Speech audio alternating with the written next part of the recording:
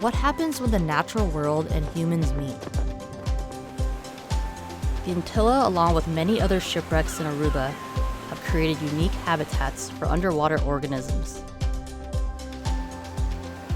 These shipwrecks are not just relics of the past. They're a living example of the vibrant organic connection between humans and the natural world.